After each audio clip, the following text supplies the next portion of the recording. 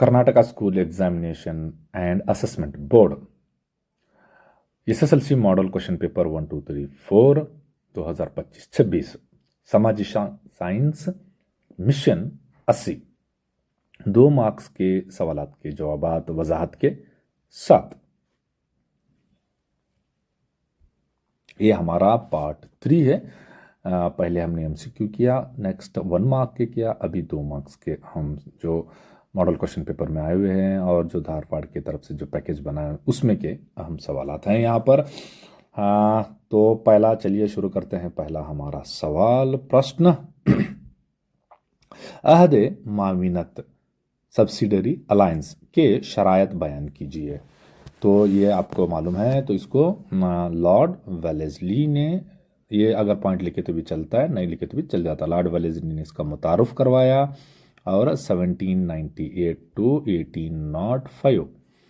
अब इसके बाद में ये सारी चीज़ें आप लिख सकते हैं इसमें। हिंदुस्तान के हुक्मरान अंग्रेजी फौजी दस्ता, इम्पॉर्टेंट फौजी दस्ता को अपने रियासत में मुकीम रखना था। दूसरा, फौज के खर्च और अखराजात के मुतल्लक हुक्मरान को ही भरपाई करनी पड़ती थी। नेक्स्ट जो है, हुक्मरान अंग्रेजी अफसर को यानी रेसिडेंट के तौर पर इसका एक सीट बादशाह के करीब ही मुख्तस रहता था, देसी राजा के करीब। अंग्रेज़ों की इजाज़त के बगैर किसी भी यूरोपी को यानी नॉन ब्रिटिश को ये मुकर्रर नहीं कर सकते थे, यूरोपियन को, ख़ास करके फ्रेंच। जंग के लिए इनकी इजाज़त ज़रूरी थी, किसी मुल्क के साथ में अगर ये जंग करना है तो इसकी इजाज़त थी। अब इतना सारी चीज़ें होने के बाद में अब क्या करेंगे अंग्रेज़, आपको रिवर्स में रियासत के अंदरून और बैरून की हिफाजत करने के उन्होंने अश्योरेंस देते थे, लेकिन वो आपको पता है इन्होंने इसी के ज़रिए से इन्होंने गुलाम बना लिया ऑलमोस्ट। नेक्स्ट क्वेश्चन नंबर 2, तीसरी एंग्लो मराठा जंग के नतायज क्या थे, या तो इसके असरात क्या हुए। ये आखिरी जंग है ना, इसके लिए। हाँ, तो इसमें अब हम लिखेंगे नताइज में से, ये नागपुर और मल्हार में वो मल्हार राव वगैरह क्या करते हैं, हुक्मरान अंग्रेज़ी अफसर वो ख़ास करके पुणे की जो कचेरी थी उसे आग लगाकर वहाँ से फसाद मचाकर हार जाते हैं। नेक्स्ट, पेशवे कोरेगांव और अस्टी, देखो ये अस्टी आना चाहिए, हाँ अस्टी जंगों में हार जाता है। कौन? पेशवा बाजीराव दोम। नेक्स्ट, अंग्रेज़ों ने पेशवे के अहद को ख़त्म कर दिया, यही बहाना चाह रहे थे, मिल गया उनको, उसको ख़त्म कर दिया उन्होंने। बाजीराव दोम को वजीफ़े अभी देकर उसे लंदन को भेज छोड़े, जाओ जो मस्त चैनी कर जाओ वहाँ कर।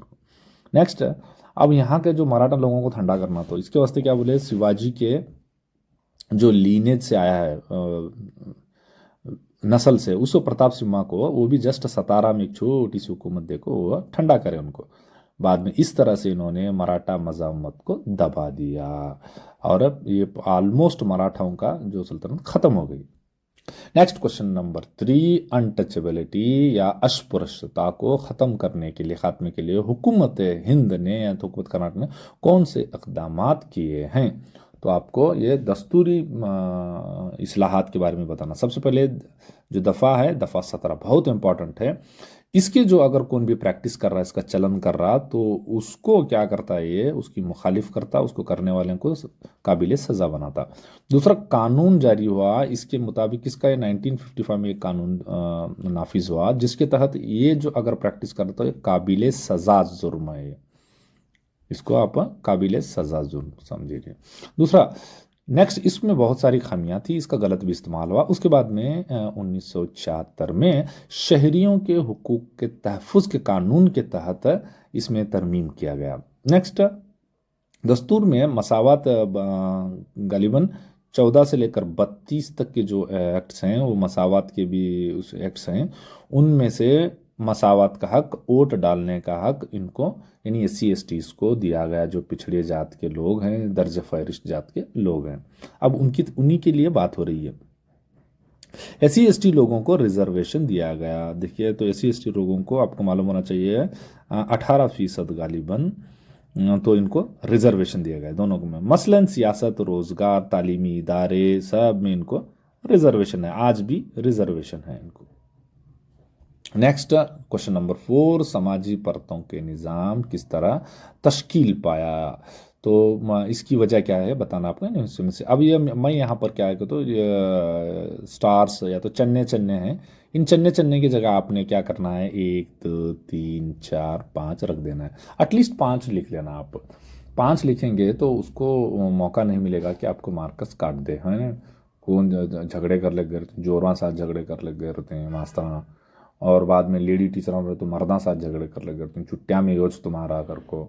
तो ऐसे टाइम में तुम्हें उनको मौका नहीं देना कट करने का। तो आराम से दो एक एक दो तीन इस तरह से पॉइंट्स डालकर लिखेंगे तो आपको दे देंगे, वो भी कलीदी नुकात ही लिखेंगे। सबसे पहले आमदनी यानी मईशत की बुनियाद पर हम इनको तफरीक करते हैं, अमीर गरीब। दूसरा तालीम की बुनियाद पर, हाँ, तालीम याफ्ता जाहिल, साल आला साल नहीं साला। और ज़ात पात की बुनियाद पर फलां ऊंची जात वाला नीची जात वाला, और मज़हब की बुनियाद पर भी हो सक रहा है अभी आजकल है। दूसरा रंग की बुनियाद पर, जैसे अमेरिका में है ब्लैक्स एंड वाइट्स, हमारे यहाँ भी है।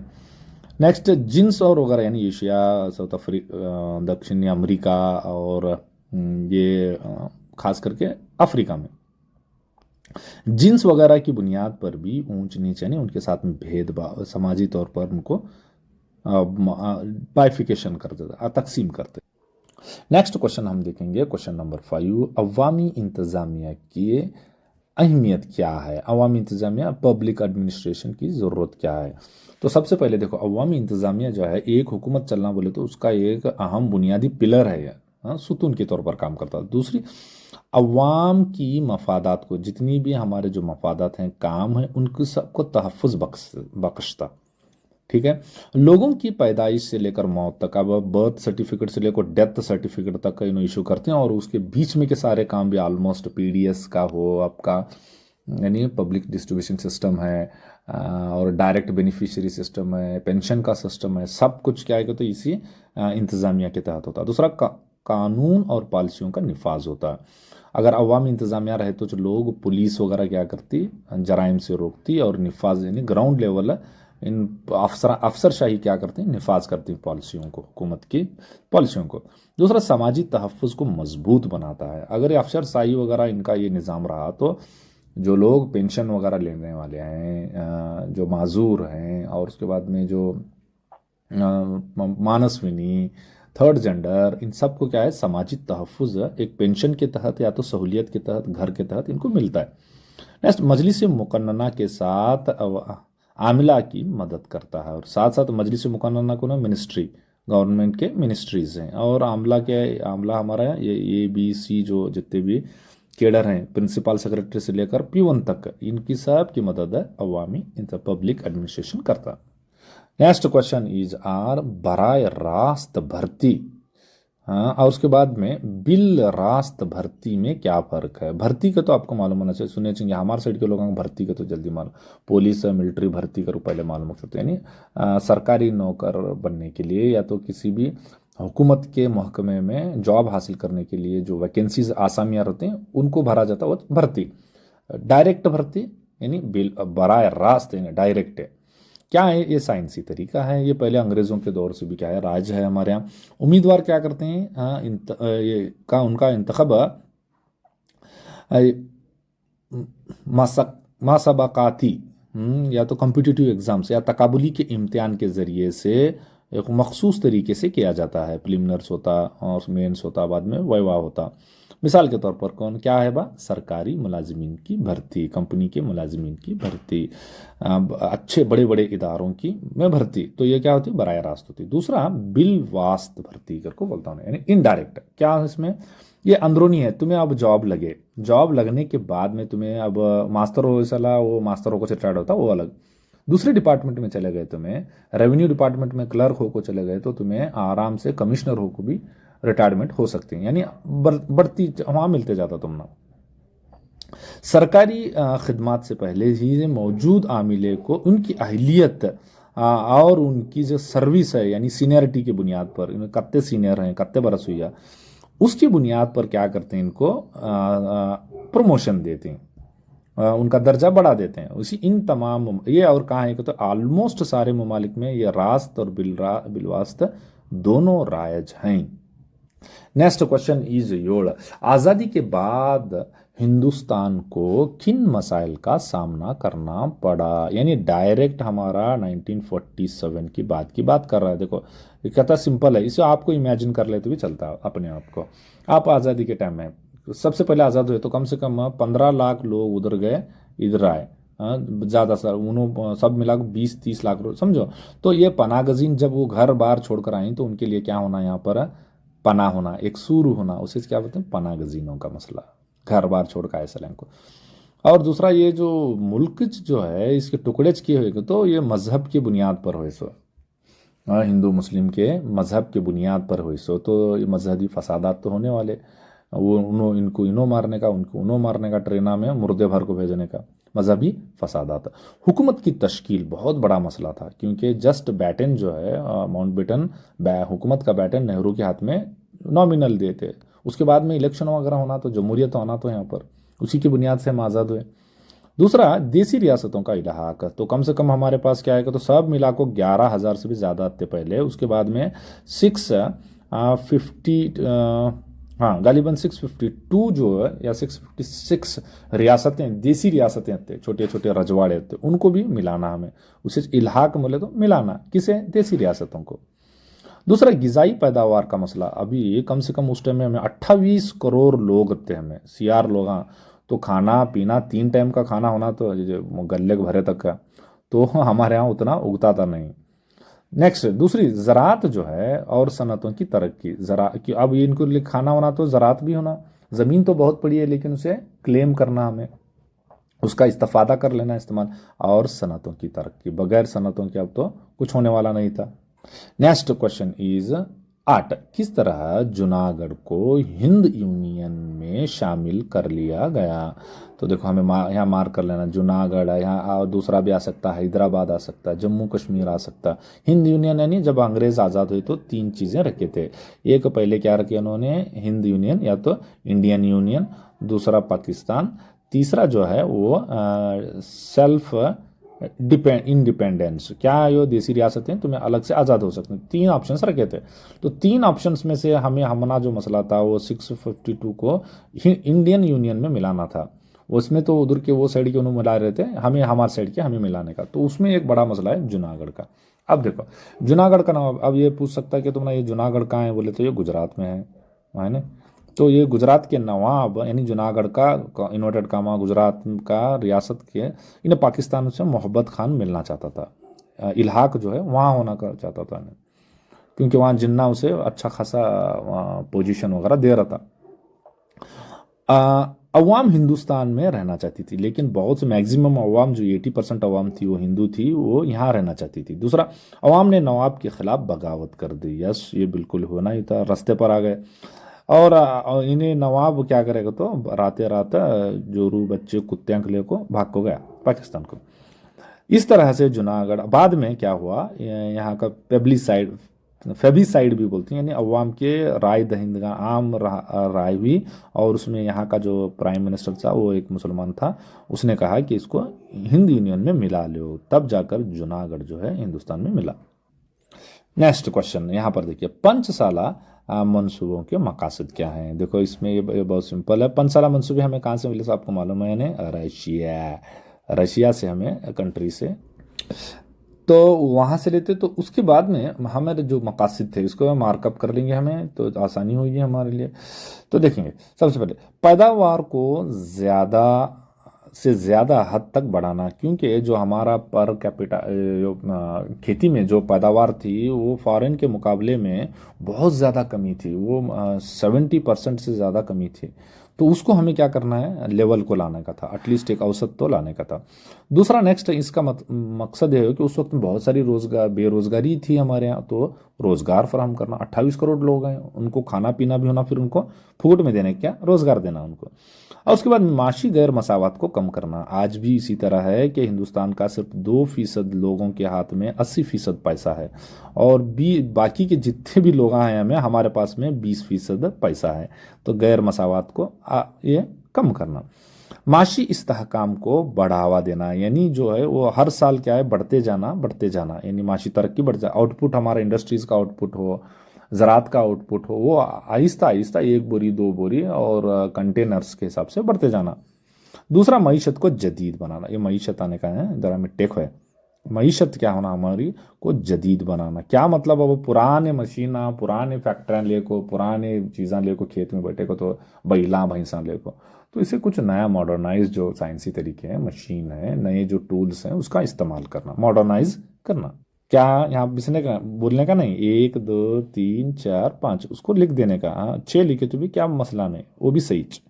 अच्छा, तो हमें ये 1952 से लेकर यानी 1900 गलीबन, हाँ 1900 कब तेज 2017 तक क्या है, ये ऑलमोस्ट चलता रहा हमारा। तो उसमें हमें क्या क्या काम है, उसके बाद में 2015 में क्या है, ये प्लान आया हमारा, कौन सा जी, नीति आयोग आया, national institution for transforming India, 2015 में आए। सो उसकी तब यानी तब से 1952 से लेकर 2015 तक क्या क्या हमारे कामयाबी हुई, उसको एक हमें समराइज करने की कोशिश करेंगे। सबसे पहले हमारे पर कैपिटा में इनकम में इजाफा हुआ, लेकिन फिर भी अभी आज भी हमें क्या है, लेस देन $1 जीती। मईशत के तीनों हलकों को तरक्की हुई। तीनों हलकों आपको पता है कौन सा है, बुनियादी हल्का, दूसरा सनती हल्का और सालसी हल्का, तीनों हलकों में तरक्की हुई। ग़िज़ाई पैदावार में खुद मुख्तारी हासिल हुई, यस हमें बाहर से ग़िज़ा मंगाने की ज़रूरत नहीं, हमें हमारे मुल्क में बना रहे हैं अब ग़िज़ा। दूसरा, साइंस और टेक्नोलॉजी में तरक्की हुई, बिल्कुल तरक्की हुई। टेक्निकल रोज़गार के मौके फराम हुए, बिल्कुल, क्योंकि फैक्ट्रीज लगेंगे तो काम तो वर्कर ज़्यादा बढ़ेंगे ही। और ख्वानगी में इजाफा हुआ, स्कूलिंग ज़्यादा हुई हमारे यहाँ। पहले अभी भी क्या आएगा तो 4.5% है हमें औसत, हर हिंदुस्तानी का औसत। दूसरा क्या है, शरह अमवात में कमी आई, यानी जो मरने की शरह जाती थी, क्योंकि बड़े छोटी बीमारियों की वजह से वो डायग्नोस नहीं होता था, तो फिर वैसे ही छोड़ देते, मर जाते थे। लेकिन अब आजकल वैक्सीनाइजेशन, डायग्नोस, नई नई दवाएं, इसकी वजह से शरह अमवात में कमी हो रही है। इंजीनियरिंग अशिया की मांग में इजाफा हुआ, यस। पीछे बैकग्राउंड का अच्छा कुत्तियां का यल्लम्मा का म्यूजिक आ रहा है, क्या मजबूरी है हमारी, जरा से बर्दाश्त कर लें आपकी। तो कहा, अब मैं जंगल में तो जाने आता नहीं, वहाँ भी कौन तो भी भोगते चलते हैं। 11, देखिए किस तरह से फसल काटने की पहले की टेक्नोलॉजी, यानी से कब्ल अज बैसाखी भी बोलते हैं इसको, हाँ।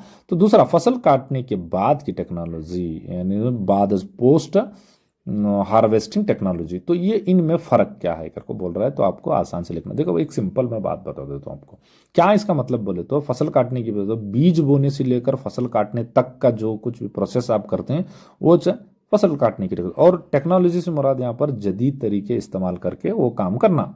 क्या क्या, सबसे पहले देखो, ज़्यादा फसल देने वाले बीज, हाई इल्ड देने वाले बीज का इस्तेमाल करना, कीमियाई खाद और कीड़ मार अद्वियात का इस्तेमाल करना, क्यों बोले तो अतराफ में घास घीस फूस उगती रहती है और वो बीमारियां होती रहती हैं उसको, और ज़रूरत के हिसाब से आबपाशी का तरीका चुनना। ये पूरी टेक्नोलॉजीज जो हैं ये किस में आती हैं, बिफोर, बीज डालने से लेकर बीज उस फसल काटने तक के, उसे तो बोलते हैं कबलज काटने, बैसाखी।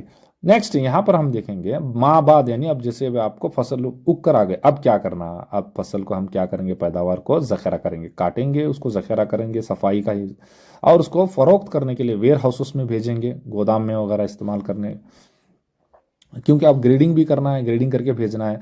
अगर साहब फल फ्रूट्स हैं और ग़िज़ाई अजनास ख़राब होने वाले हैं तो उनको सर्द खानों में ज़ख़ीरा करेंगे, कोल्ड वेयर हाउसेस में, और दूसरा उसे ग्रेडिंग करके मार्केट तक पहुंचाएंगे नकल अमल के जरिए। ये टेक्नोलॉजी को हम बोलते हैं माबाद टेक्नोलॉजी, माबाद Baisakhi technology, post harvest technology.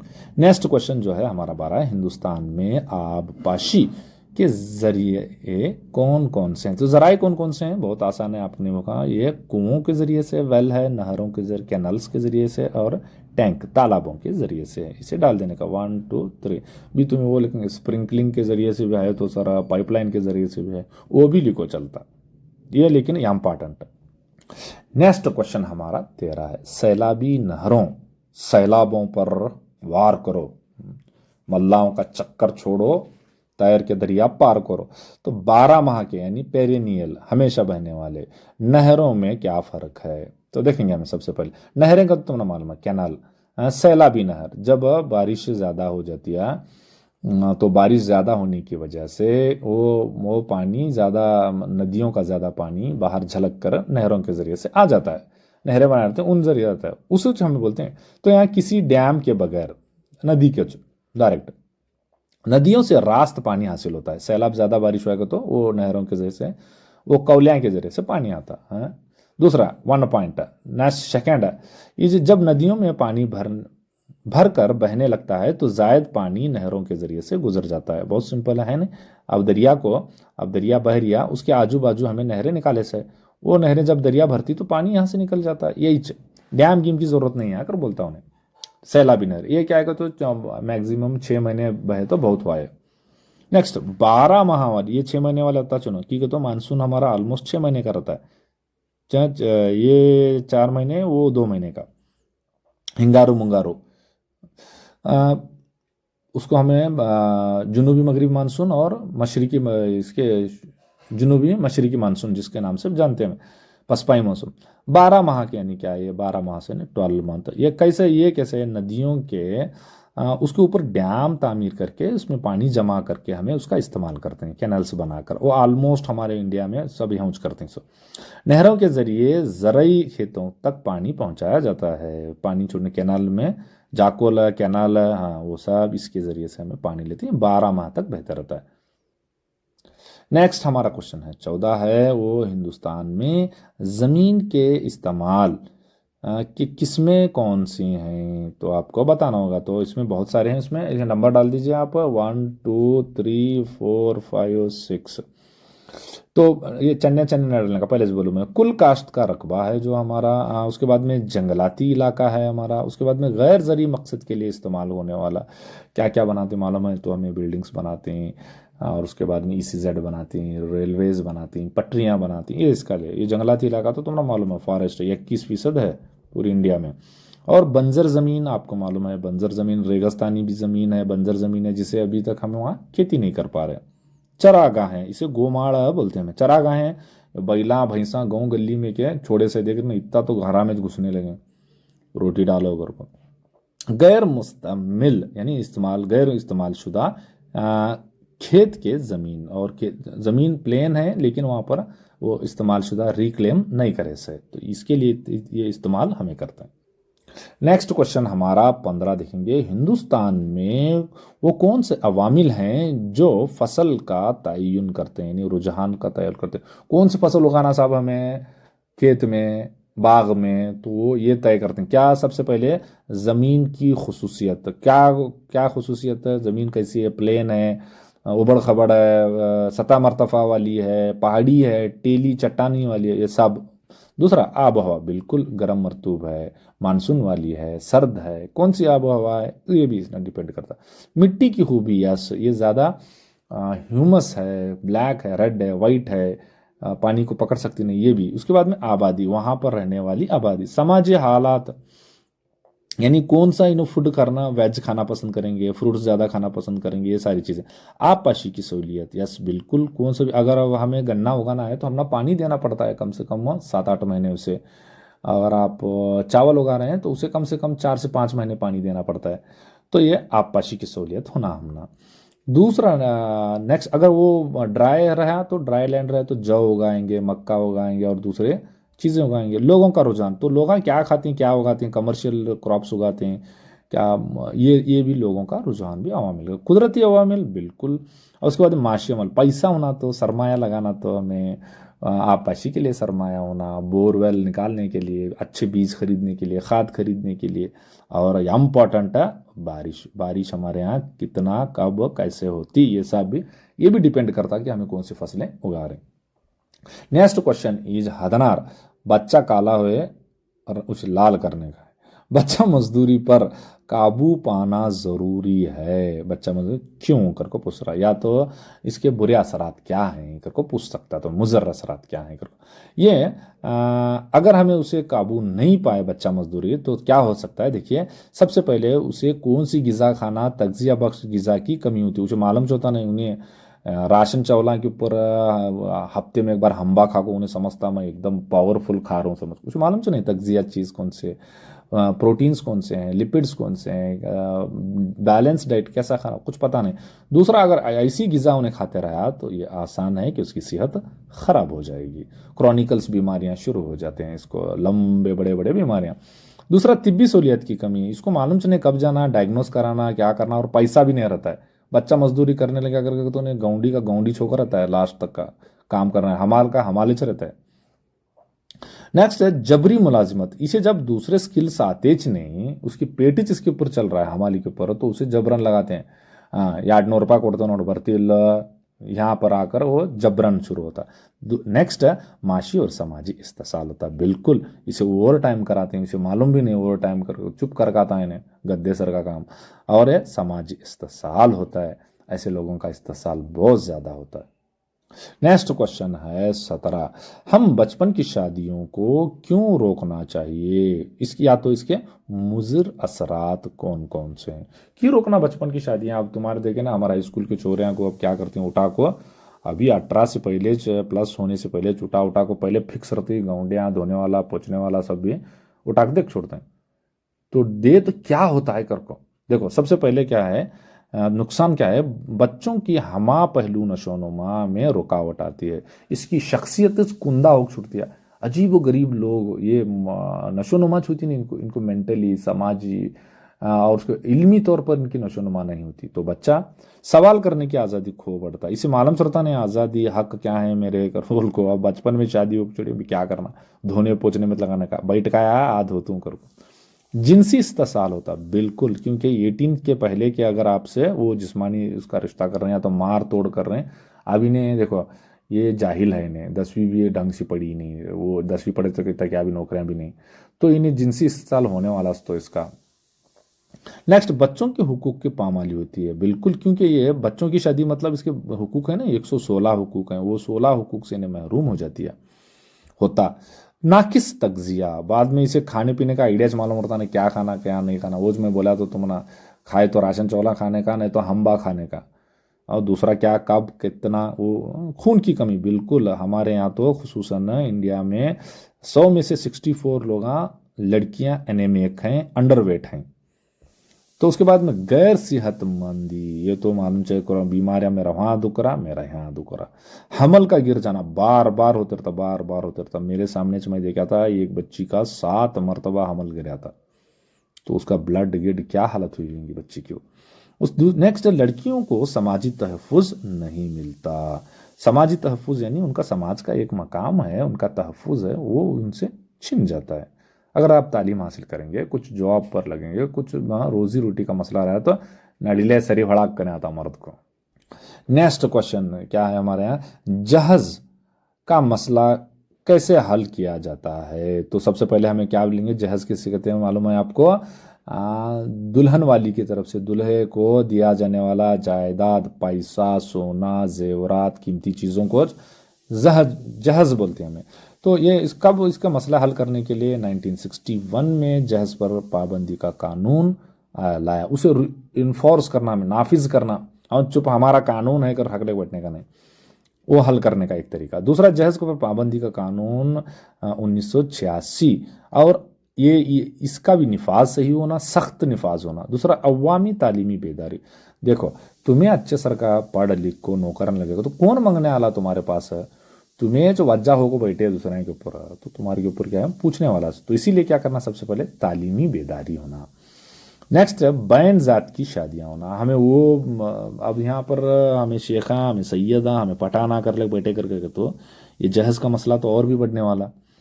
Next क्या है, जदीद ज़राए अबलाग, यानी जल्दी इन्फॉर्म कर छोड़ना, अगर कौन भी ले रहा कर रहा तो उसे एक्सपोज कर छोड़ना सोशल मीडिया पर, उसे अच्छा लेके जा, पुलिसों कुट कुट को काटना, दूसरे लेने से डरते हैं। रजाकार इदारे, बाद में बहुत सारे रजाकार इदारे हैं, इसके ताल्लुक से वो को फील्ड में काम करना, शादियों के मौके पर वगैरह जाना, पूछना ले रही क्या नहीं ले रही तो इन्फॉर्म, पुलिस को इन्फॉर्म कर देना। ख़वातीन की तंजीमें, और उसके बाद में बहुत सारी ख़वातीन की तंजीमें बनाना जिसके तहत ये काम हम कर सकते हैं। और सबसे अहम मसला, तुम्हें पढ़ लिख को अच्छे बरसरे रोज़गार और तालीम याफ्ता होगा, तो ये मसला चाहता नहीं जहाज़ का। नेक्स्ट इसमें देखेंगे 19 ज़रात की अहमियत क्या है। तो ज़रात की अहमियत क्या है, हिंदुस्तान का अहम पेशा है, कितना है, मोर देन 64 से भी ज़्यादा है, या तो समझो करीब से 70 समझ लो। तो 70% आज भी देहातों में लोग यही ज़रात और ज़रात से जुड़ी हुई काम करते हैं। दूसरा, ये नेक्स्ट ज़रात क्या करती है, इसकी अहमियत है ये, यानी मतलब ये, और 60% 70% लोग काम करते हैं, 100% लोगों को खाना पीना मुहैया करती है ज़रात। ये एक आपको याद रखना भी, क्या खाना क्या फैक्ट्रियाँ से निकालते हैं, क्या आसमान से निकालते हैं, ज़मीन से निकालना नजरात करके। नेक्स्ट, बिलवास्त तौर पर कीमियाई खाद, कीड़मार, अद्वियात वगैरह की तरक्की होती है। अगर आप ज़रात फैक्ट्री लगाएं तो, सॉरी ज़रात कर रहे हैं तो वहाँ पर कीड़मार, अद्वियात और बीज के लिए वहाँ खरीदेंगे वो दवा। दूसरा, जितनी भी आपकी आबादी है उसके लिए ग़िज़ा मुहैया करता है और म्यार ज़िंदगी को बुलंद करता है। आपको मकवीज ग़िज़ा नहीं मिली, अब एटलीस्ट 2500 कैलोरीज नहीं मिली बोले तो, प्रोटीन्स, उसके बाद में लैपिड्स, ये सारी चीज़ें, तवाज़न ग़िज़ा नहीं मिली तो वो अपने आप ज़िंदगी का मयार घटते जाता। सनतों को खाम माल मिलता है, बहुत सारे सनतें ऐसे हैं जो आज भी एग्रो बेस्ड हैं, यानी ज़रात पर मुबनी है। आपको मालूम है शुगर की फैक्ट्रियां हैं, कॉटन की फैक्ट्रीज हैं, और उसके बाद में ये कपास है, कॉटन कपास का तरीके पारचा बाफी की फैक्ट्री। तो इस तरह से बहुत से मक्का के हैं, प्रोसेसिंग हैं, तो ये सब इसी पर चलते हैं। रोज़गार मिलता है, बिल्कुल रोज़गार मिलता है वहाँ पहले खेती करने वालों को, दूसरा उसके बाद में इन सनतों में, और कौमी आमदनी में इजाफा होता है, बिल्कुल इजाफा होता है, लेकिन 36% अभी तक का इसका जीडीपी में इसका कंट्रीब्यूशन है हमारा। तीसरे दर्जे के पेशों को तरक्की देता है, बिल्कुल दूसरे और तीसरे दोनों दर्जे के पेशों को यह अहमियत देता है, क्योंकि अब वेयर हाउसेस हैं, वेयर हाउसेस से बाद में ये हमारे ये बीमा कंपनियां हैं, फसल बीमा कंपनियां वगैरह आ गए हैं, टेली कम्युनिकेशन है, और उसके बाद में रोड है, ये सारी चीज़ें तीसरे दर्जे को यह अहमियत बख्शता है। हमारे गाँव में अल्लाह का जाता रहा 3 दिन से सर्राच नहीं, वो बैकग्राउंड म्यूजिक कोच लगाई देखो तुम्हें, ये ले जमदा अग्नि के कट्टे बताई कर को, हाँ वो सुनते रहो भी, क्या करना मजबूर, मैं भी वेट कर रहा हूँ, आप बंद करते हैं तब बंद करते हैं, इन्हों क्या बंद करने को तैयार नहीं है, मारने लोगों में भी। इस जरा संभाल लो, एडजस्ट कर लो। अब 20 पर है, देखें सारिफिन के तहफ़्फ़ुज़ का कानून के क्या मकसद हैं। देखो अब सारिफिन के कानून यानी कंज्यूमर प्रोटेक्शन एक्ट, तहफ़्फ़ुज़ हिफाजत बख्शने वाला, हमें सारिफिन को तो हमें सर्फ करने वाले, खाना पीना करने वाले की दुकानों से ख़रीद कर, उसके बाद में कपड़े इस्तेमाल करें, सर्फ करने वाले। सबसे पहले तहफ़्फ़ुज़ और मयार की अहमियत को फ़रोग़ देना, इसका मकसद क्या है, तो हमारा प्रोटेक्शन होना किन से, ये जाली बेचने वालों से, धोखाधड़ी करने वालों से, ज़्यादा नफ़ा वसूल करने वालों से, और बाद में मियार भी होना, चीज़ें लेने पैसा जितना लेते हैं पैसे के हिसाब से वैल्यू होना हमना। दूसरा, खतरनाक अशिया को फ़रोख्त करना, ये लोग इस पर पाबंदी लगाना, पूरे ऐसे वो कॉस्टिंग पाउडर, वो एसेंस, वैसा ऐसा सारी चीज़ें और अदविया तो बेचते हैं, उससे हमना क्या है हेल्थ के लिए हमारा जो तहफ़्फ़ुज़ नहीं मिलता, उसको कोशिश करना। नेक्स्ट, नकली कारोबार की रोकथाम करना, देखो नकली चीज़ें भी हैं, नकली कारोबार भी है, एडिडास को अबीबास है, नाइकी को नुइकी, क्या क्या अजीब वो ब्रांड के चीज़ों को बदल बदल को, स्पेलिंग का बदल बदल को टोपी भाते रहते हैं हम, ना है वो चीज़ों कर को। बाद में दूसरा, मयार होना, वो चीज़ों का ग्रेडिंग का मयार भी होना। वज़न पर निगरानी रहना, वजन के पैकेट्स हमें क्या अंधा धुंधा हूँ चुटा कर लेकर आते हैं। कीमतों पर निगरानी रहना, मैक्सिमम एमआरपी से मतलब मैक्सिमम रिटेल प्राइस, आप समझो 100 रुपये हुआ तो आप उसे 70 रुपये भी पूछ सकते हैं उसे, हमें वो रेट तो कई 100 रुपये तक पहुँच लेगा, गलत है, कीमतों पर निगरानी होना। और उसके बाद में अब परेशान सारिफिन यानी जो ग्रीवियंस इसके साथ में जो धोखाधड़ी हुई है उसको वो मुनासिब मुआवजा दिलाना, उसे टीवी लेकर गया, फ्रिज लेकर गया, 6 महीने में खराब हुई तो उसे, और जो चीज़ें वारंटी गारंटी के अंदर की चीज़ें खराब हो तो लगा लेते हैं, तब एक ऐसा फोरम होना जैसे हमारा ज़िलाई है, रियासत का है और कौमी सतह पर, वहाँ पर आपको मुआवजा दिलाना इसका मकसद, और लोगों में बेदारी करना बहुत ही इंपॉर्टेंट है। जब तक बेदारी नहीं होती तो ये ऊपर की सारी चीज़ें नहीं होते। नेक्स्ट 21, देखिए सारिफिन के इस्तेहसाल की वजूहात बयान कर, क्यों हमारे ऊपर इतना ज़्यादा इस्तेहसाल होता है, क्या वजह क्या है। देखेंगे माजी में पैदाकार और सारिफिन के दरमियान में रास्त ताल्लुक था, तो पहले क्या होता था, ज़्यादातर हमारे लेन देन करने वाले डायरेक्ट मिलते थे, इतना बीच में आए ज़रा एजेंट आए, तो एजेंटों की वजह से एजेंटा मुनाफा ज़्यादा खाने वाले, तो उसके वास्ते ना शुरू करते हैं ज़रई पेशों का उरूज, और उसके बाद में नेक्स्ट इस्तेसाल बढ़ने लगा तो ज़रई पेशे जो हैं वो उनका उरूज होने लगा, ज़्यादा गल्ला वगैरह, खुराक गल्ला ये सभी निकल कर आने लगा खेती से। ग्राहकों और पैदावारों के दरमियान ताल्लुक खत्म हो चुका, डायरेक्ट खत्म हुआ, इतना इनडायरेक्ट शुरू हुआ, तो उन्हें बेचे साला कौन की, खरीदे साला कौन की, ये संबंध इला सूत्र इला। उसके बाद में दलाल जो है, एजेंट हैं बीच वाले, कीमतें मुकर्रर करने लगे हैं। तो कीमतें वो बेचने वाला नहीं कर रहा, मतलब कौन जो पैदा करे, जो खेती में पैदा करने वाला, फैक्ट्रीज में बनाने, उन्होंने नहीं कर रहे हैं, कौन कर रहे हैं, दलाला कर रहे हैं बीच में वाले। तो यहाँ मसला है सब, ग्राहकों के मुनाफा और उसके बाद में नुकसान और मसाइल को समझना पैदाकारों को पाओ की समझ से बाहर है। अब जो देखो, जो चीज़ें बना रही कर रहे हैं, डायरेक्ट नहीं रहने की वजह से हम ना कौन सी चीज़ ना सारिफिन को कर को उनको वो चीज़ें बनाने वालों को और खेती में पैदा करने वालों को उनको मालूम चले। तो ऐसा वो कोई गैप हो रहा बीच में, ये गैप भी क्या बन रहा, इस्तेसाल की वजूहात बन रही, और इससे दोनों को नुकसान हो रहा। किससे नुकसान हो रहा है, एक तो प्रोड्यूसर है या किसान भी हो सकता है, फैक्ट्री का हो सकता है, और हमें जो है इस्तेमाल करने वाले, दोनों को नुकसान हो रहा हमने। नेक्स्ट क्वेश्चन जो हमारा है, अक़वाम मुत्तहिदा के सलामती कौंसिल के मुस्तकिल मेंबरान की फहरिस्त बनाइए। कौन है इसमें, देखिए मैं इसको आपको एक, अमेरिका, रशिया, बरतानिया, फ्रांस और चाइना। तो आप एक काम करो, तो इसे फ्रांस लिख लो इसे। देखो अब बोलते जाओ मुझे, कौन एफ फ्रांस, आर कौन सा है, रशिया, उसके बाद में क्या है यहाँ, ई जो है इंग्लैंड है, बरतानिया इंग्लैंड है। अब बचा कौन सा, देखो इसमें से सी बचे चाइना, हो गया ना, और उसके बाद ए बचा अमेरिका। तो फ्रांस लिखने का, एन को छोड़ो तो वो क्या तुम्हारे सीट के ऊपर बैठे, तो ऐसा लिख लेंगे तो आप आराम से आप ये पांचों 5 permanent members, P 5 permanent members, कौन नो 5 permanent members. Next question is 23, उसूल बाज गश्त की पॉलिसी या तो इल्हाक की पॉलिसी ने हिंदुस्तान में अंग्रेजी इक़्तिदार की तौसी की मदद की कैसे। देखो या इम्पॉर्टेंट क्वेश्चन, तो इससे सबसे पहले आपको कौन लिखेंगे, इन्हें DDLG दिल्ली ने ले जाएंगे, इन्हें DDLG बोले तो क्या है, डॉक्टर लैप्स लॉर्ड इन्हें डेलहौजी, गवर्नर जनरल डेलहौजी। तो डेलहौजी DDLG ऐसा याद रखो तुम्हें, तो उन्हें से मुतारिफ करता है, आपको मालूम होना चाहिए 1848 में। तो इसका टाइम पीरियड, इसके से पहले भी था ये उसूल बाज गश्त। जैसे अब चनामा का है, आपको मालूम है 1824-28 का मसला है, फिर सर 48 में 40 साल का डिफरेंस हुआ, तो 20 साल का, यानी पहले भी था, इन्हें आने के बाद में जोर पकड़ा सो। अब इन्हें कैसे पॉलिसी, कैसे किस तरह काम करते, देखो इल्हाक की पॉलिसी भी बोलते हैं। इल्हाक बोले तो मिलाना, क्या मिलाना, रियासत को, देसी रियासत को अंग्रेजी हुकूमत में मिलाना।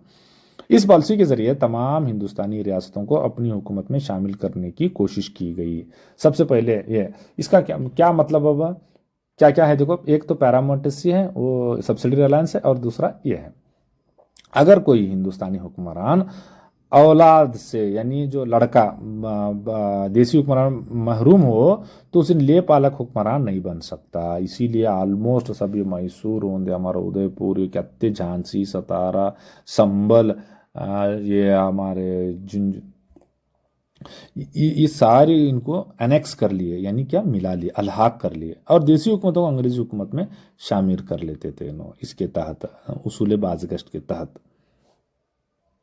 नेक्स्ट क्वेश्चन इज, बारानी पानी की काश्त की किस्में कौन कौन से हैं। बारानी पानी की काश्त, देखो ये तो तुम्हारा मालूम है, वाटर हार्वेस्टिंग करके बोलते हैं इसको। तो अब इसकी किस्में कौन कौन सी होंगी, यानी पानी को बचाने का, जी बारिश के पानी को सेव करने का, कंजर्व करने का, कैसे करने का। यहाँ देखो मिसाल के तौर पर घर की छत में क्या, छत में उसकी नीचे पाइपलाइन देने का, नीचे आराम से नीचे बह को कहाँ जाना हो, एक गड्ढे में जाना अंदर, बहते पानी को जमानदोजी है, मसलन बांध बनाकर भी पानी से, ये ट्रेंच डालने का एक ऑप्शन है, चेम्बर्स बना को अंदर डालने का। दूसरा क्या बोले तो ये वो टैंक्स के टाइप अतराफ में उसे पानी, अगर जो नशीबी एरिया है वहाँ एरिया को बनाकर छोड़ देने का, यहाँ पर उसे पानी को जमानदोजी करने का। नेक्स्ट देखो सवाल कुछ इस तरह से है 25, इसमें से कहते हैं कि इन्हें बागबानी और फूलों की ज़राअत ने हिंदुस्तान के किसानों को किस तरह से मदद की है।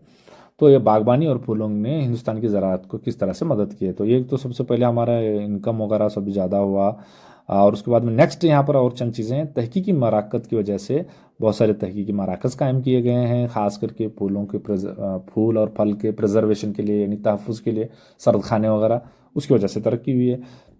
दरकार तमाम सहूलियतें मौजूदा हैं यहाँ पर, जिसकी वजह से इनकी मदद हुई है। नेक्स्ट, मुख्तसर मुद्दत में पैदावार देते हैं, यानी अब चंद ऐसे हमारे जीनिंग टेक्नोलॉजी के ज़रिए से कम वक्त में फूल और फल देने वाले बीज का अभी डेवलपमेंट इवोल्यूशन हुआ है। तरक्की के लिए बहुत कुछ तवानाई मौजूद है अभी, उसके बाद हुकूमत की जानिब से भी इसको बढ़ावा मिला है। इस तरह से किसानों की मदद हुई है। नेक्स्ट हमारा क्वेश्चन है 26, सब्ज इनकलाब। तो इनकलाब क्या है? आपको मालूम है ये इनकलाब, ये सियासी इनकलाब नहीं है, ये खेती बाड़ी में का इनकलाब है। बहुत से अवामिल से मुतासिर हुआ, यानी एकदम सडनली रात में छुआने। Rome was not built in overnight. Rome को एक दिन में नहीं बनाया गया, बल्कि उसी तरह सब्ज इनकलाब भी एक दिन में नहीं है। इसके पीछे कौन सी चीज़ें थी, इसीलिए आप जवाब पेश करना। क्या है? देखो, सबसे पहले इसको क्या क्या किया गया। जायद फसल देने वाले बीजों का इस्तेमाल, पहले इनको डेवलप करे लेबोरेटरी में, फिर उसके बाद में इनको इस्तेमाल किया गया, फर्स्ट। दूसरा, आसपास की सहूलियत जो बढ़ा दी गई, कैनाल के जरिए हो, स्प्रिंकलिंग के जरिए हो, कौन सा भी बोलो तुम्हें, लेकिन आसपासी की सहूलियत बढ़ा दी गई। दूसरा क्या है? कीमियाई और हयातियाती खाद का इस्तेमाल हुआ। आज तो ये मैक्सिमम गो ग्रीन जा रहा है, हयातियाती जा रहा है। दूसरा, कीड़ मार अद्वियात और दवाइयों का इस्तेमाल हुआ, सुंडी के वास्ते वगैरह, और बीमारियों से तहफ़्फ़ुज़ हुई। और उसके बाद में इनका प्रिजर्वेशन हुआ, ट्रांसपोर्टेशन हुआ, मार्केटिंग हुआ। ये भी पॉइंट्स अगर आप लिखेंगे तो चल जाएगा, लेकिन ये इतने काफ़ी हैं मेरी राय में।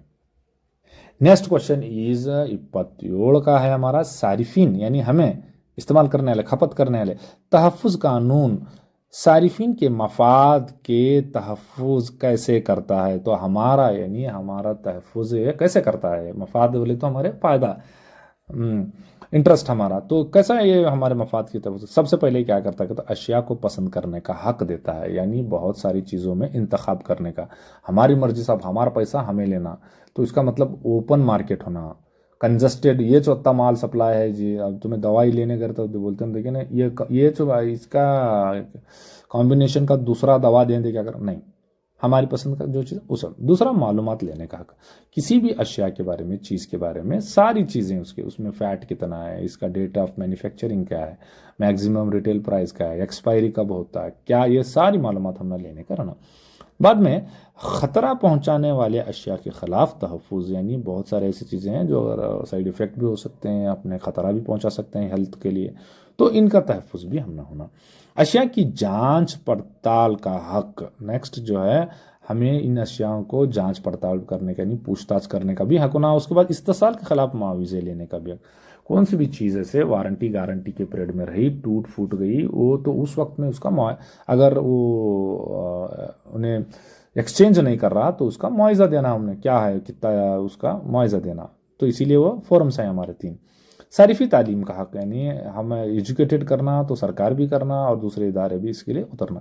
इस्तेसाल को रोकने का हक, जो हमारे ऊपर जो जातियाँ हो रहे हैं, मुनाफाखोरी हो रही है, मिलावटी हो रही है, नकली चीज़ें बेची जा रही हैं, ये सब से हमें रोकने का करना। वो सब क्या है? तो सारिफी कानून का मफाद, तहफ़्फ़ुज़ के अक़दामात। नेक्स्ट हमें इसका पार्ट 2 करेंगे, क्यों बोले तो ज़्यादा लंबा होगा तो तुम्हें क्या देखने के बच्चे भी न में, तो छोड़ वहाँ हमना मार्कस मिल रहे हैं, अच्छा है कर बोल को देखने वाले भी नहीं, तो इससे मैं क्या करेगा, तो उससे वत्ता से पार्ट 1 करे, अभी पार्ट 2 कर रहा हूँ, देखेंगे। इसमें से 28, यूनियन पब्लिक सर्विस कमीशन के काम काज या तो अफ़ाल बयान कीजिए। तो इन्हें क्या काम करता है, इन्हें क्यों बनाए इसे यूपीएससी को, यूपीएससी, इतना ही तुम्हें याद रखने का। यूपीएससी ये कहाँ है? सेंटर में रहता है। केपीएससी हमारा कर्नाटक में है। तो इन्हें क्या क्या काम करती है ना, दोनों जने, खास करके यूपीएससी का बोल रहा हूँ।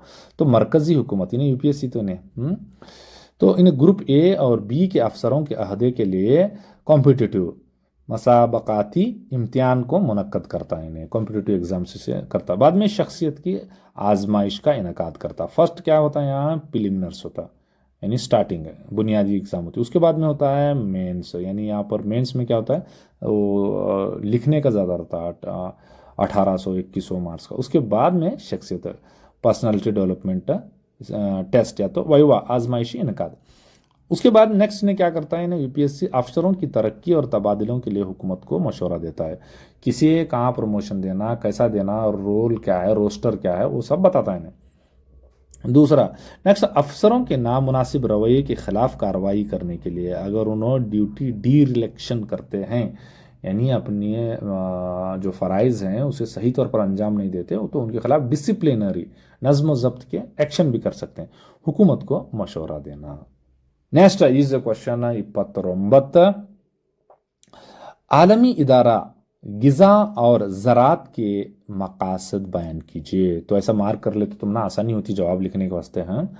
तो इसमें आलमी इदारा और इसके क्या है, देखो सबसे पहले ज़राए हलकों को तरक्की देना। बिल्कुल आज अभी भी तो कहेगा तो ऑलमोस्ट हिंदुस्तान, ख़ास करके हमारा एशिया और ये अफ्रीका और अमेरिका, तो इसमें बहुत सारे ममालिक में आज भी ज़राअत जो है बहुत पुराने कदीम तरीके से की जाती है, तो इसीलिए इनको तरक्की देना। दूसरा, सेहत बख्श ग़िज़ा की फराहमी करना। अब वो वैसा ऐसा कचरा मट्टी जंक वो ये खाते रहते ना, तो सेहत बख्श ग़िज़ा को मुहैया करना। भूखमरी से नजात दिलाना, ये दो टाइप की रहती है। हाँ, ये तो भूखमरी से मुराद क्या कहता है, हमें हंगर जो है बड़ा ख़तरनाक है, तो इससे बहुत सारे लोग सबसे ज़्यादा बड़े बड़े बीमारियों से ज़्यादा भूख से मरते हैं आज भी, तो इससे नजात देना। दही औरतों की ज़िंदगी को बेहतर बनाने की कोशिश करना, क्योंकि सबसे ज़्यादा जो है शिकार होने वाले माल न्यूट्रिशन के बीमारियों के वो दही औरतें हैं, क्योंकि उनको नॉलेज नहीं होता, पढ़ते बिढ़ते नहीं हैं, उठे से बराबर खेतंग जाने ठहरते हैं। नेक्स्ट इज 30 मुवत, हमें बचपन की शादियों को क्यों रोकना चाहिए, क्यों रोकना हुआ हमें बचपन की शादियाँ, ये सवाल रिपीटेड है। देखो इंपॉर्टेंट है इसका मतलब। सबसे पहले क्या कहता है, पहले ऑल रन डेवलपमेंट नहीं होती बच्चे की। उसके बाद में ये आज़ादी से खो बढ़ता है इन्हें, बाद में जिनसी इस्तेसाल होता है इसका, बाद में नेक्स्ट ये हुदूद में बांधा जाता है, उसके हुकूक की पामालियाँ होती हैं, बहुत सारे नाकिस तगजिया की अशिया खाता है, इसे मालूम चले कब खाना क्या खाना कितना। खून की कमी तो होता है, इसमें बता दिया था। गैर सेहतमंदी, बार बार क्या बीमार पड़ने का, महीने में 4-5 बार हॉस्पिटल में रहने का। हमल का गिरना बार बार साखित होता है, क्योंकि आपकी बॉडी अगर सही बच्चा देने के लायक नहीं बनी बच्चियों की, लड़कियों की, तो ये हमल का गिरना बार बार होता रहता है, खून की कमी की वजह से भी होता है। लड़कियों को समाजी तहफ़्फ़ुज़ तो मिलता च नहीं। और एक नेक्स्ट इम्पॉर्टेंट जो है, अनटचेबिलिटी या अस्पृश्यता एक समाजी बुराई है कैसे, तो आपको बताना है कैसे कर को पूछा है इन्हें, बुराई है कैसे, ये क्या है करके, तो क्या करता, सबसे पहले ये तफरीक करता, ज़ात पात के ज़रिए से पहचाना जाता है, यानी तफरीक करता है इन्हें, तू ऊंची जाता ला, तू फलां, तू फलां, तू पिछड़ी जाता ला। उसके बाद में हज़ारों जातों पर मुश्तमिल है, ये जो निज़ाम है कई हज़ार जात हैं। मैं सुना था हमारे यहाँ खाली पिछड़ी दर्जे की जातों में 5,000 टाइप हैं कहते, अब सब मिला करते हैं कि देखना हो। चंद आला जात वाले समझे जाते हैं और चंद निचली जात वाले, जैसे ये पंडा, पुरोहित, अपर कास्ट और लोअर का, हमारे यहाँ जैसे ओबीसी एंड पिछड़े दर्जे, SC ST। अनटचेबिलिटी समाज का एक निचला तबका है, इसमें से सबसे नीचे, इनको छूना भी पसंद नहीं करते, पब्लिक हमारे पसंद नहीं करते थे, अभी भी चंद जगह चलता है। एक गैर इंसानी अमल है ये, अरे भाई उन्होंने भी हमारे सर का इंसान आचना। दूसरा, गांधी जी ने इसी को उसके वास्ते क्या बोला, तो हिंदू समाज पर लगा हुआ कलंक कर को बोले, और इनको अदना से अदना हुकूक नहीं मिलते, यानी जो हमारे लास्ट दर्जे के, लीस्ट दर्जे के हुकूक भी इनको मुहैया नहीं होते। इस तरह से ये एक समाजी बुराई है, उनके हुकूक पामाल किए जाते हैं, इंसानियत नहीं देखी जाती, ये सारी चीज़ें भी हुकूक ये पॉइंट्स आप लिखेंगे तो आपको माशाल्लाह मार्क्स मिल जाएंगे। नेक्स्ट है हमारा हिंदुस्तान के 32 का फसलों के मौसम। देखो देखो मौसम में भी फसलें हैं, यहाँ भी तुम्हें मौसम का नहीं, मौसम 4 कर बोल के वो जो लिखेंगे, तो मौसम के फरिश्त बनाएंगे कौन से है ये। देखो फसलों के लिहाज से मौसम हमारा जो है वो खरीफ है। खरीफ को क्या बोलते हैं, हमें जुनूबी मगरबी मानसूनी मौसम भी बोलते हैं।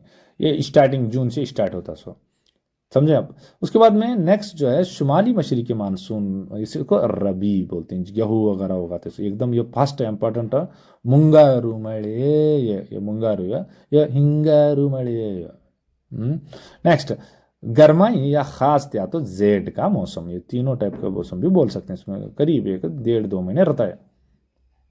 नेक्स्ट क्वेश्चन इज मुअत्तमुर, यहाँ पर अक़वाम मुत्तहिदा की माशी और समाजी कौंसिल के काम क्या हैं, या तो उनके हुसूलियाबियाँ क्या हैं, कामकाज क्या हैं, क्या हो सकते हैं ये माशी और समाजी कौंसिल। हाँ देखो, तो पहले बैनुल अक़वामी माशी और समाजी गैर ये जितने भी वगैरह के जो मसाइल हैं उनको हल करता है, यानी पूरी दुनिया में जहाँ जहाँ भी माशी और समाजी मसाइल हैं उनको दूर करने की कोशिश करता है। दूसरा, महाजरीन यानी रिफ्यूजीज को, और उसके बाद में मकाम के निस्वां के मसाइल को हल करने की कोशिश करता है, जो कुछ भी लोग वहाँ से रिफ्यूजीज आए हुए हैं कैंप्स में वगैरह उनको। नेक्स्ट, इंसानी हुकूक से मुतल्लक सिफारिशात पेश करता है ये, कि कहाँ कहाँ पामालियाँ हो रही हैं और उसको रिस्टोर कैसा किया जाए। दूसरा, ILO, WHO world health organisation, उसके बाद में लेबर ऑर्गेनाइजेशन और फूड एंड एग्रीकल्चर ऑर्गेनाइजेशन, ये सब इसके अहम इदारे हैं, किसके, माशी और समाजी के। इंसानी वसाइल, सकाफती तालीम और दीगर मामलात के कॉन्फ्रेंस मुनक्कद करते हैं, कॉन्फ्रेंस मुनक्कद करके इनकी हालत सुधारने की कोशिश करता है। नेक्स्ट क्वेश्चन इज मुअत्तनाक, बच्चा मजदूरी पर काबू पाना जरूरी है, क्यों। अच्छा, तो आपको अब बच्चा मजदूरी तो हो रही, अब काबू पाना, कीप वजह क्या बोलो, उसके जो अभी तक हमें जो नेगेटिव थे उसको पॉजिटिव में बदलेंगे, ऐसा करेंगे। अब आप एक बच्चे हैं, आपके साथ में वो ज्यादती हो चुकी है, तो आप क्या क्या करेंगे। सबसे पहले देखिए, तगजिया गिजा की कमी उसके होती है, अगर तुम्हें उसे काबू नहीं पाए तो। दूसरा, सेहत उसकी खराब बन जाती है, लास्ट टाइम को वो आंसर हमें लिखना है। तिब्बी सहूलियत की कमी मिलती है, उसे मालूम नहीं कब जाना, कहाँ जाना, कैसा, चुप आराम नहीं कर बोल को एक गोली ले को बैठ छोड़ते हैं घर में। जबरी मुलाजिमत का उसको शिकार होना पड़ता है, माशी और समाजी इसका इस्तेसाल होता है। और एक देखो, एक बहुत ही इंपॉर्टेंट, देखो बेरोजगारी आज हिंदुस्तान में ये छोरा, ये एक संगीन समाजी बीमारी है, क्यों। ये बीमारी, देखो सब बीमारियों में से खतरनाक बीमारी इसको बोलते हैं, क्यों बोले तो देखो, अगर बेरोजगारी नहीं मिली तो आप कमा नहीं सकते, तो क्या होगा, आप आराम से गरीब हो जाएंगे। उसके बाद में अगर गरीब हैं तो पैसा नहीं रहा तो हॉस्पिटल को कैसे दिखाएंगे, तो बीमार हो जाएंगे, मकवी गिजा, तगजी गिजा, मुतवाजन गिजा नहीं लेंगे। फिर तुम्हें नेक्स्ट तुम्हारे दिमाग में आता है अब क्या करना, बैंक लूटना, किसी टोपी बाना, तो जुर्म करने लगेंगे आप। फिर उसके बाद में बदउनवानियाँ शुरू होती हैं, यानी कौन से तो काम को हासिल करने के वास्ते अंदर से करप्शन शुरू हो जाता है। और उसके बाद में नेक्स्ट क्या होता है, अब पैसा नहीं आ रहा, रोजगारी नहीं है, तो खानदानी बिगाड़ शुरू होता है। आटा ला, नमक ला, मिर्ची ला, नहीं ले चालू धड़क भड़क। उसके बाद में धोखाधड़ी के मामलात बहुत होते हैं, डीओ। उसके बाद में फरेब होता है, चीटिंग होती है। और उसके बाद में चोरी के मामलात देखिए ना, कितने एकदम उफान के ऊपर हैं, तो चोरी के मामलात बढ़ चुके हैं। और उसके बाद में आखिरकार ये बहुत संगीन हालत होते हुए बदकारी पर उतर जाते हैं, रेड लाइट एरिया पे उतर जाते हैं। नेक्स्ट क्वेश्चन इज मुअत्तारा फ्रांसीसियों से पौंडीचेरी या पुद्दचेरी को किस तरह से आज़ादी मिली, तो देखेंगे किस तरह से आज़ादी मिली। आज़ादी के बाद फ्रांसीसी नौआबादियात थी, कौन से, पौंडीचेरी, करईकाल, और उसके बाद में चंद्रनागौर, उसमें खास करके पौंडीचेरी, क्योंकि इनका ये दारुल खिलाफा था। कांग्रेस और कम्युनिस्टों के वगैरह ने तहरीक चलाई, यहाँ जाकर इसमें खास कर को तमिलनाडु में है ये, तमिलनाडु में यहाँ जाकर तहरीकें चलाई भी। उसके नतीजे में क्या हुआ, तमाम इलाके हिंदुस्तान यूनियन में शामिल हो गए, यानी वो जैसे अभी मैं बताता तुम ना, ओच, बालासोर, चंद्रनागौर, और उसके बाद में माहे, कराईकल और पांडिचेरी 1954 में हिंदुस्तान में शामिल करो, इज्जत से शामिल होने दे उनको, मालूम अत्ता मार को भगाते करको, छोड़ छोड़ो ना, लियो बेवा तुम्हारा लेक छोड़ो करको। बाद में 1963 में ये मरकजी इलाका बना, अभी भी मरकजी इलाका है। नेक्स्ट क्वेश्चन इज मोत्योड़, हिंदुस्तान में मुख्तलिफ किस्म की आबपाशी का निज़ाम इस्तेमाल में हैं, क्यों, क्यों करके पूछ रहा, क्यों इसमें देखो सब जगह अलग अलग टाइप के है, वजह क्या करेगा, तो हिंदुस्तान के मुख्तलिफ तबई खसूसियात यहाँ इंपॉर्टेंट है, क्योंकि बोले तो एक चंद जगह क्या है, ये कैनाल के ज़रिए से है, कालवेगढ़ जिसे नहर के ज़रिए से बोलते हैं हमें, दूसरा टैंक के ज़रिए से, तालाब हैं वहाँ पर ज़्यादातर, कुएँ जहाँ पर हैं ज़्यादा वो, तो ये जोग्राफिकल खसूसियात इसके ऊपर इन्हसार करता है। दूसरा, आबी वसाइल की तकसीम में अफरा तफरी देख सकते हैं। बिल्कुल, हमारे शुमाली हिंदुस्तान में 12 माह यानी पेरिनियल रिवर्स हैं, तो वहाँ मसला नहीं होता। हमारे यहाँ सिर्फ बारिश के मौसम में होता है, बाकी के सूख जाते हैं, तो हम ना टैंक और कुएं की हमें मदद लेनी पड़ती है। दूसरा, बारिश की तकसीम। देखो, बारिश की तकसीम भी हर जगह एक टाइप नहीं है। राजस्थान में कहाँ होने वाली तुम्हारा बारिश 6% होती है, यानी वो रोयली वगैरह में, तो ये भी है, इम्पोर्टेंट है। और बाद में इसमें मेघालय में सबसे ज़्यादा होती है, 250 प्लस। तबई इसके खसूसियात हैं। नेक्स्ट, उसका इस्तेमाल होने वाले ज़रूरी तरीके। तो हमें कौन कौन से ज़रूरी तरीके इस्तेमाल करते हैं? हमें स्टेयरकेस वाला, स्लोप वाला, स्टीप वाला, या तो नॉर्मल रिवायती, कौन सा कर रहे हैं? वो रिवायत है। मुख्तलिफ मकामात पर मुख्तलिफ हैं, तो इसकी वजह से ये क्या है, हमें आबपाशी के तरीके अलग अलग इस्तेमाल करते हैं। नेक्स्ट इज 39 है, यह इंपॉर्टेंट है, यह 2015 नीति आयोग, जिसे बोलते हैं हमें national institution of transforming India आयोग के अगराज, मकसद, उसके एम्स क्या है, इनकर को पूछ रहा है तुमने, तो क्या है आपको बता देना है। देखिए, रियासतों के की फाल शमूलियत। देखो, अब जिसके से पहले भी क्या फाल शमूलियत नहीं थी, वो इसमें अब हर 36 जो हमारे हैं ज़्यादा कम, अभी 36 हैं,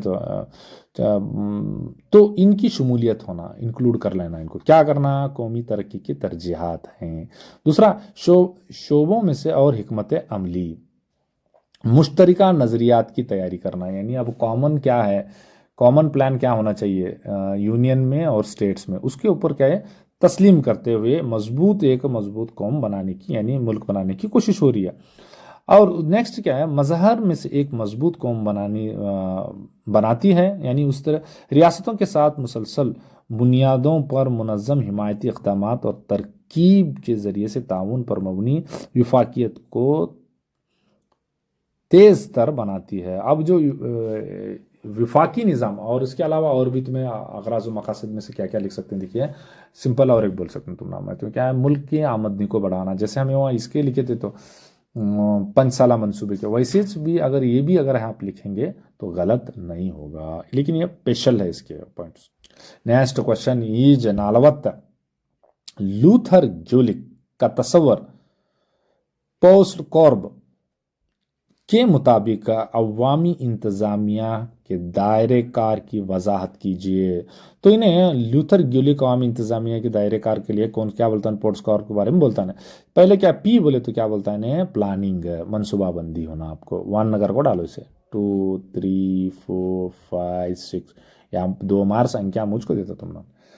नेक्स्ट क्या करके कहते हैं, तो ओ है ऑर्गेनाइजेशन, उसके बाद में यस है स्ट्रक्चर और स्टॉफिंग। यस यहाँ पर है आमले की भर्ती, रिक्रूटमेंट, स्टॉप रिक्रूटिंग। दूसरा डी है डायरेक्शन, हिदायतकारी। और उसके बाद में नेक्स्ट है कोऑर्डिनेशन होना सबके दरमियान में, वो हम आहंगी।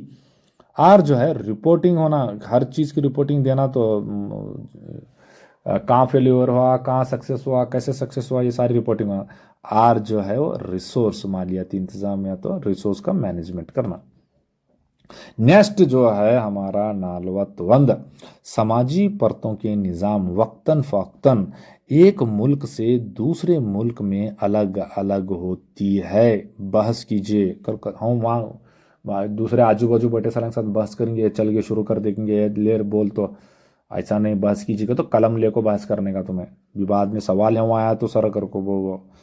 हिंदुस्तान में ज़ात पात की बुनियाद पर है, ऑलमोस्ट हमारा जो समाजी निज़ाम है वो ज़ात पात, अब मज़हब आ गया, एकदम इम्पॉर्टेंट हो गया इतना, तो उसकी बुनियाद है। दूसरा, अमेरिका में क्या है, ये सिया फार्म लोगों के साथ गुलामों का बर्ताव है। यहाँ ब्लैक एंड वाइट्स का मसला आ जाता है, ब्लैक एंड वाइट्स का, देखें तुम्हें नाम आ रहा है इसे कैसे रहते हैं, क्या जेमसन वाइट, उसके बाद में गेल ब्लैक, तो ये जात रहे सर का जो भी एक।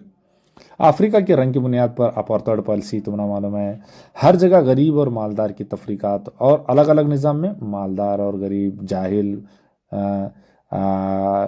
इसके स्किल्स के महारत के बुनियाद पर हो सकता है, इल्म के बुनियाद पर, पैसे के बुनियाद पर, जिस्मानी और जेंडर के बुनियाद पर ये होता है, चलते रहता है।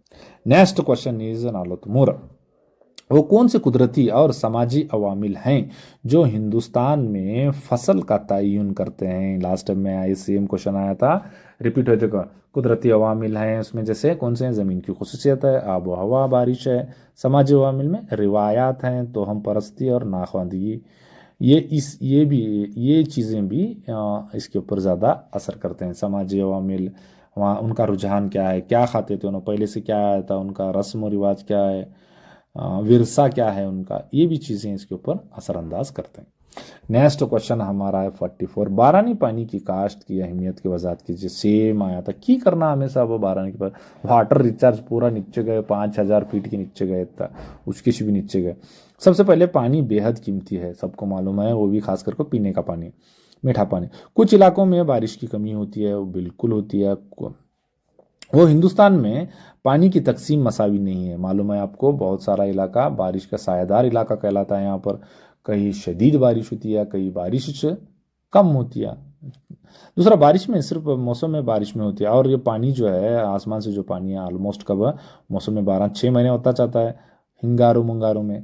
और कहत साली भी आम हो सकती होती है, 2 साल 1 साल बारिश नहीं होती है, ज़्यादा भी हुई करके तो भी नुकसान हो। कुछ इलाकों में ज़्यादा होती है, यस बिल्कुल।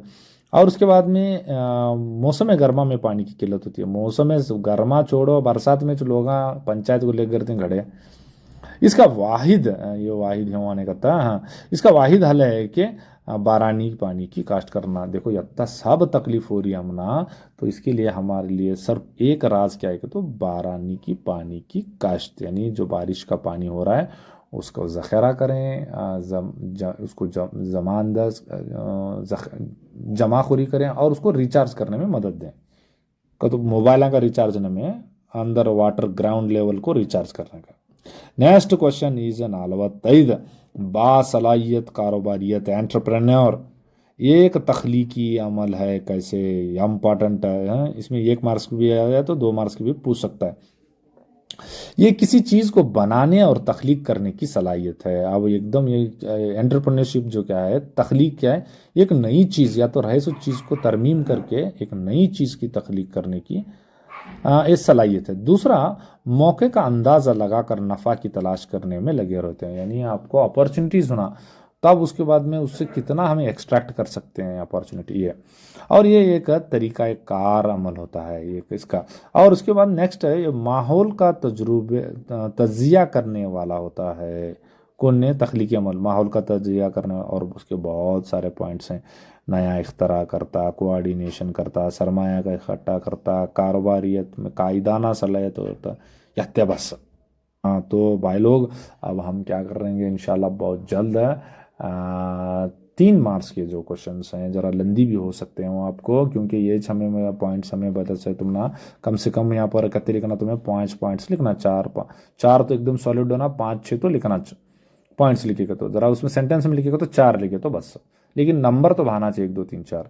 अब हमें बहुत जल्द उसको ये कर रहे हैं। आप इससे अच्छा खासा फ़ायदा उठाइए और अपने दोस्तों में शेयर कीजिए, केयर कीजिए।